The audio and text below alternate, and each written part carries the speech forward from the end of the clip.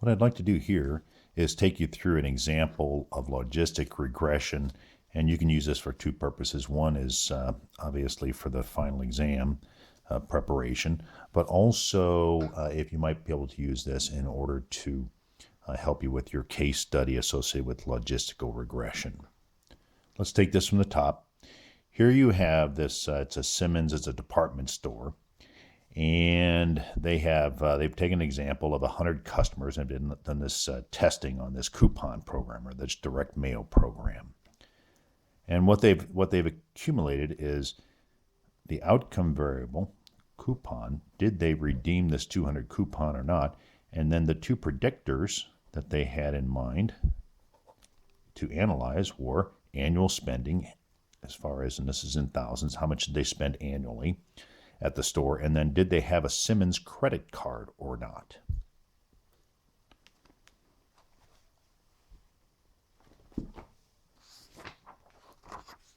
So as you may recall from the discussion in the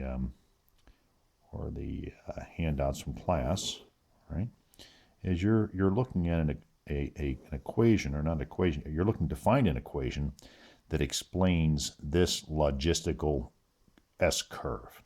And you have your X and Y as normal. But with dichotomous outcomes, you can see an S-curve to put a line that's best fitting through that data set, especially if you're at, here's the data set like this, so there's all these data sets up here, right? So that's 1, and this is 0, correct? So how do you create a line that best fits that? And that's the reason we do a logistical regression, because you have that dichotomous outcome, which in this case is 0 and 1, and 0 for the Simmons situation is an indicator that you have that they did not redeem the coupon, and a 1 is an indicator that they do. And here is the actual mini-tab output, and you'll see primarily 3 sections that we'll take a look at. Actually 4, but this kind of verifies, the first section verifies your N value or your sample size. The second one goes to the actual variables in the overall regression model, whether it is significant or not, or they are significant or not if you're looking at the independent variables. The third piece is to come up with your regression equation. Here are your coefficients. It's going to be a little bit different than what you saw in a multivariate equation, but it's similar, and we'll talk a little bit about that when we get there. The final piece is, because we're working with logistical regression, we have to talk about an odds ratio. And the reason we have to do an odds ratio is because with the multiple regression equation, as you recall, you had y is equal to, let's say with your y-intercept was 4 plus 3x plus 2x. Okay? And you were able to go in and immediately say, well, for every x increase in x sub 1 holding x sub 2 constant, there would be a 3-unit lift in y. Well, that doesn't work in a regression or logistical regression sort of environment where you have a dichotomous outcome of 0 and 1. And so what we'll do here to analyze this, we'll take this from the top, and we'll ask ourselves, what are the appropriate research questions, or what is an appropriate research question here? That's right. It's the question would be very simple. Is there a relationship between the spending level and card to the outcome variable where they came in and redeemed the coupon or not? So your null hypothesis, and this is where it's very similar to multiple regression in absolute respects, is you have beta sub 1, which is the slope associated with the variable spending, equals beta sub 2 is equal to 0. And when you have the 0 in there, there's no slope, and therefore you would say that there is no relationship. Conversely, your alternate hypothesis would say there is a relationship. And in that case, this is HO. In that case, your H sub 1 would be beta sub 1 does not equal beta sub 2, does not equal 0. And if you find this condition, then you would go with the alternate hypothesis. So we have this material here, and as far as the output from Minitab goes, and the relationship, just to kind of quickly show the causal model, and this is where it's again similar to multiple regression, is you have your spend level in thousands, and you have, do they have a credit card or not, a Simmons credit card or not, yes or no, and these would have a causal effect on, did they redeem the coupon? Yes or no, 0 or 1. And that's, again, that's why they call it dichotomous, where 0 means they did not redeem it and 1 means the customer did. Going down the list, is the overall model significant? And if so, at what level? Is the overall model significant? The answer to that is yes. And we go in here, there's 3 p-values associated with this specific output. And here you would look at the overall regression equation. So you would say that this model is valid at a sig level of p dot, or sig of 0.001. And then we also report out the chi-squared of 13.63. That answers that question. Are each of the independent variables significant? Well, the way you find that is you come in here and you have spending and card.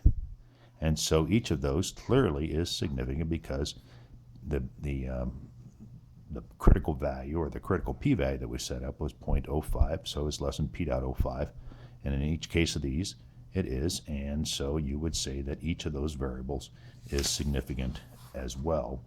And the spending, by the way, would be significant at sig.006, and card would be at 0.001, or 0.011, I'm sorry.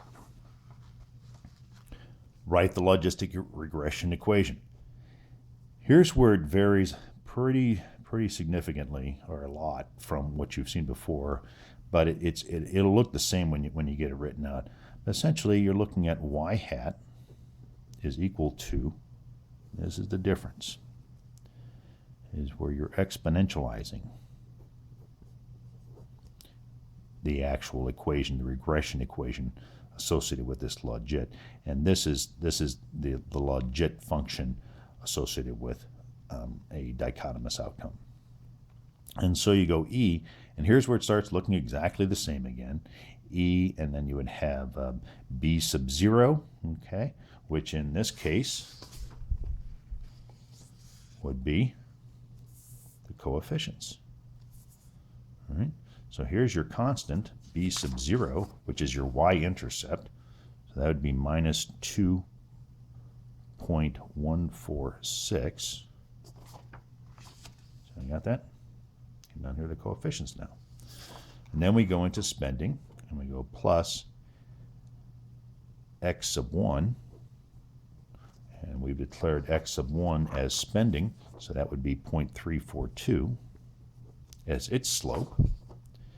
And then you would have 1.099 x sub 2. And that was from here, down here in this coefficients section. And then x2, and then you'd have to put a little error in there as normal. And then what you do in the denominator is you come in, you repeat it, but you still need to exponentialize it.